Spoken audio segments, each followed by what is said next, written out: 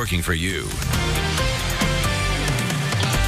Here we go again, another hot day in central Indiana. Right now at 7, a look toward Indianapolis from Beech Grove. We have hit the 90-degree mark 4 days in a row. ACs and fans are working overtime, but that streak could come to an end. Storm Team 6's Kyle Mounts is here with the latest. And Kyle, the radar is getting quite busy at this hour. Yeah, and Raphael, that's providing some temporary relief for some of us from that heat. You can see one of the more organized areas of rainfall here, stretching from around Muncie east of Newcastle and into Connorsville. And this really hasn't moved a whole lot over the last hour. So some flooding and lightning, that's going to be the biggest issue here. In fact, Yorktown's picked up over 2.5 inches of rainfall this afternoon, and there is a flood advisory for portions of Delaware County, including Muncie here, until 8:45. So you want to avoid any flooded roadways. This storm is starting to collapse as it moves away from North Vernon. One more shower that's popped up nearing the airport there, but these are not really holding themselves together. These are very isolated downpours. Another one in northwestern Greene County. Our sun sets at 9:17 this evening. As that happens, the shower and thunderstorm activity will fade away for us. There's our temperature right now, 89 degrees in downtown, still 92 though in Kokomo, 88 in Martinsville. We'll talk about rain chances increasing for us, a break in the 90-degree heat, and your 4th of July forecast. Kyle just showed you very busy radar. We're getting a look at some of the damage done by a storm that hit Delaware County late today. Part of the metal roof over Habitat for Humanity's Restore Shop, as you can see, was just blown off. The Emergency Operations Center says power poles and transformers were also damaged during that storm. Right now, there are about 2,000 customers without power in Muncie and Delaware County. Almost 1 year later, a family says their mother's headstone is still not properly installed. RTV6's Stephanie Wade is working for you tonight, asking the cemetery why the delay. Larry Thompson and his family buried their mother here at this cemetery 10 months ago. But he says they haven't been able to rest easy seeing the condition of their mother's gravesite. Discovering what we discovered, I mean, it was pretty bad. I would want no family have to go through what we had to go through on this situation. On Sunday, Thompson and his son went to New Crown Cemetery on the south side to visit his deceased mother on her birthday. But this is what they saw, the gravestone located in the wrong place, her name, nothing engraved on it, and a piece of plywood covering an empty hole while her casket was exposed. I pop this open, and what do I see? I see my mom's casket, well, the concrete part that her casket sits in. It's not, to me, it's not even deep enough. It just disgusts me. This is not right. At the point, I don't know what to do. Really, I just don't know what to do. Something's got to be done. I mean, you guys tell me how this will make you feel. We went to the cemetery, but were asked to leave. The company telling us in a statement, quote, the family marker has been placed at the gravesite as of July 2nd. However, as part of our commitment to all our client families, we guard their privacy. And because of this, we do not discuss specific client matters with the media. I replied, asking them to explain why it took 10 months to install the gravestone properly. We have yet to hear back. Stephanie Wade, RTV6. Stephanie will keep on top of that story. If you have any issues you want us to look into, email us at workingforyou@rtv6.com. In more local news, 2 more counties have detected the West Nile virus in mosquitoes, Hamilton and Marion counties. The health department is reminding everyone to use bug spray that contains DEET while outdoors. Hamilton County plans to spray the area near where that infected mosquito was found, but did not say exactly where that area is. The virus has not been detected so far in humans this year. A 12-year-old girl is recovering from a flesh-eating bacteria. Kylie Parker got it while she was visiting Florida with family. IU Health says she's taking her first steps since doctors were able to save her leg. Kylie's mom says her daughter's determination made it possible. She's come a long way in such a very short time. To see her determination, her drive to get better, it's been emotional. IU Health says Kylie's infection is completely under control, and that is the good news. She's now in the long process of physical therapy as her recovery continues. These types of injuries and these types of infections can happen to anybody. This time of year during the summertime, we tend to see it a little bit more when people are active, either in the water or just kind of doing sports and things. Doctors say the key to treating flesh-eating bacteria is getting medical attention as soon as symptoms appear. The major warning sign is a minor cut or a wound quickly turning red and painful. Across the country and right here in Indianapolis, protesters gathered to call for the closure of detention facilities at the U.S.-Mexico border. Dozens of people demonstrated, as you can see, outside Senator Todd Young's office today. This comes as new images emerge showing some terrible conditions at some of those centers along the border. ABC's Megan Tevrizian is in Washington with the latest tonight. Demonstrators across the country protesting the treatment of undocumented immigrants being held in border detention facilities. Close the camps now! These protests sparked by reports of children and adult asylum seekers being held in inhumane conditions at detention centers at the U.S.-Mexico border and other locations. People are dying, the inhumanity, they won't even give children soap. New images of the dire conditions released today by the Department of Homeland Security's Inspector General. These pictures from the center in the Rio Grande Valley. One manager at the facility telling the watchdog conditions there are like a ticking time bomb. According to the independent investigators, many detainees were held in standing room only conditions for a week. Some claim they hadn't showered for a month and were not given changes of clothes. This week, more lawmakers are touring several detention facilities for themselves, including Congressman Joaquin Castro, who secretly recorded these pictures at 2 centers along the Texas-Mexico border. Another congressional delegation inspecting the Homestead Migrant Facility in Florida.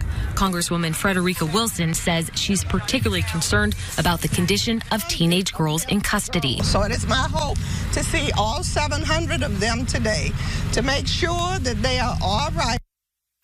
Another controversy impacting these detention facilities, a ProPublica report alleging some current and former Border Patrol employees engaged in a secret Facebook group containing racist and sexual posts about migrants and Democratic politicians. CBP is launching an internal investigation. The patrol chief says any individual involved will be held accountable. Megan Tevrizian, ABC News, Washington. The safe travels this holiday weekend. AAA says a record number of Americans will be traveling this Independence Day. 49 million people are expected to travel 50 or more miles from home. That's a 4% increase from 2018. AAA says a 10% decrease in gas prices plus a strong economy are likely behind that increase. We see unemployment is low. Americans have additional disposable income, so they're taking that additional money and putting it towards a trip with friends and family this year. Yeah, but here's the negative side. All those extra cars on the road will likely lead to extra delays. In some cases, as long as 4 times the average commute in some areas. If your schedule is flexible, leave early. And to avoid travel troubles on the road, have your car inspected before you leave. Something else to keep in mind if you're hitting the road this summer, 13 states have just raised their gas taxes.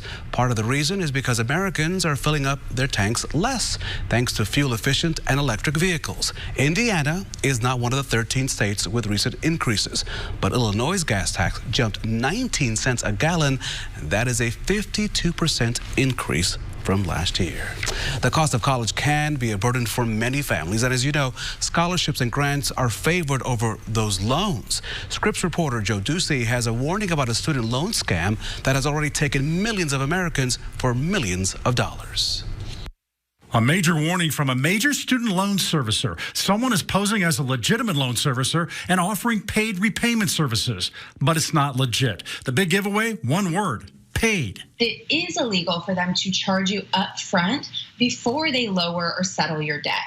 Kelsey Sheehy is with NerdWallet.com. Now, the government has cracked down on fake loan servicers, saying they took more than $100 million, charging up to $1,000 up front, promising reduced monthly payments and interest rates, loan forgiveness or modification credited to their student loans. None of it true, according to the Federal Trade Commission. But in reality, you can really do anything that they're offering you for free.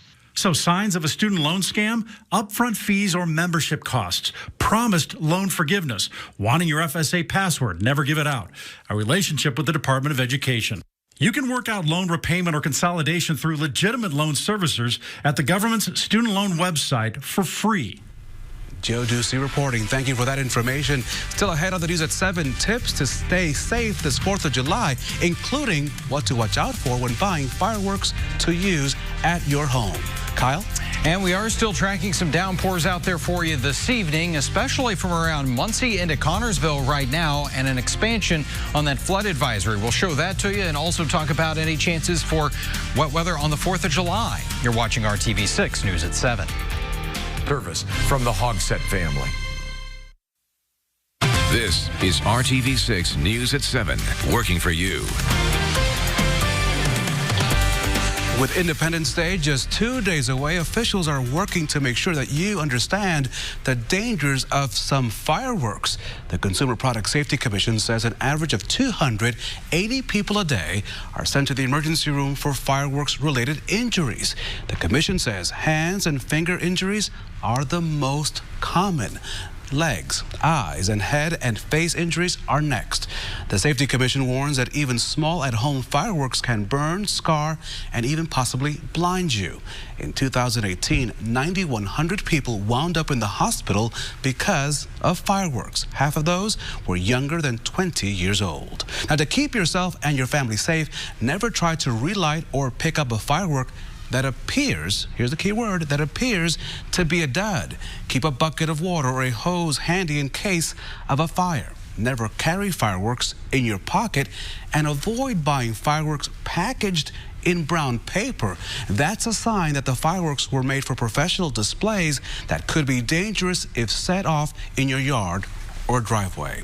And something to consider if you have a pet that gets scared by those fireworks coming up on Thursday. Microchipping your dog or cat is the best way to keep them safe and make sure you get them returned to you if they get scared and run away. If they're already microchipped, make sure your contact information is up to date.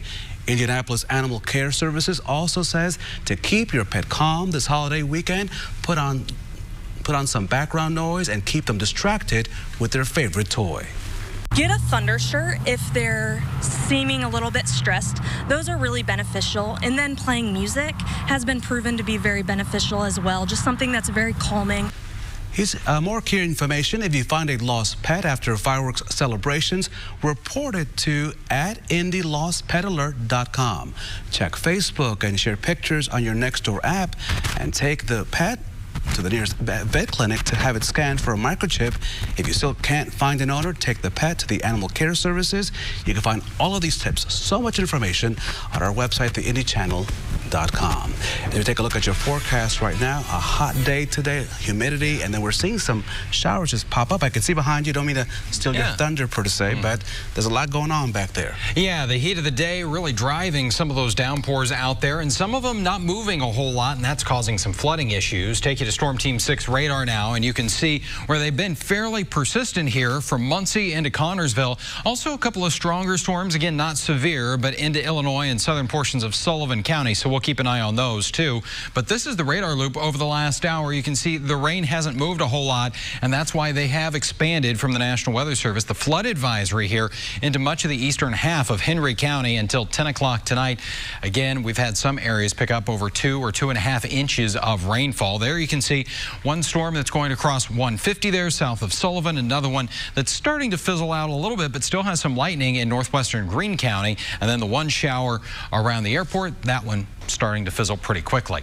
Temperature-wise, we're at 89 in downtown, 85 in Bloomington, and 92 Kokomo leading the way there in the heat still this evening. Those temperatures will dip back into the upper 70s by 11 o'clock, and those isolated downpours coming to an end. Temperatures tonight going to be warm, going to be stuffy out there with numbers in the lower 70s, so it's a warm start to our Wednesday, and it's going to be another very warm finish to the day as well, as temperatures will quickly warm through the 80s and into the upper 80s and many locations with that chance for showers and storms heading into the afternoon. I think our rain coverage tomorrow, about like today, about 30% of us will be dealing with some of those thunderstorms. And again, we lose the daytime heating and we lose the thunderstorm activity. Temperatures may be held back just a little bit more with the rain coverage, 89 in Indy, 88 in Lafayette. But again, it's going to feel like the mid to upper 90s. And your firework forecast here as we go through the 4th of July during the day, that chance for a few showers and storms during the afternoon.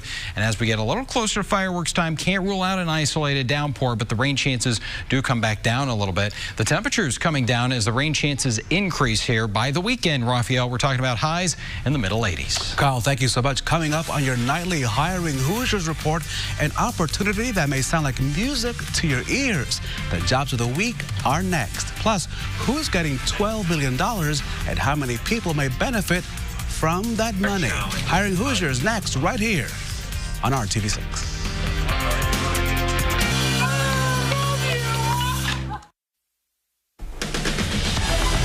So you can earn while you learn. Hiring Hoosiers focus on connecting you with jobs or training programs and letting then you decide what to do next. A new program will benefit those with an interest in cybersecurity. The U.S. Department of Labor will be investing $12 million in the Purdue Polytechnic Institute. The money will be spent on people interested in an information technology apprenticeship. Secretary of Labor Alexander Acosta says the money could help at least 5,000 Hoosiers work, get their certifications, training, and education needed to keep that future job.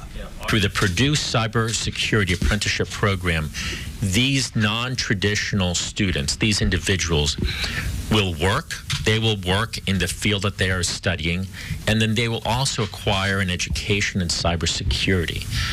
We need individuals that study technology. We need individuals that have those middle and high skill tech experiences.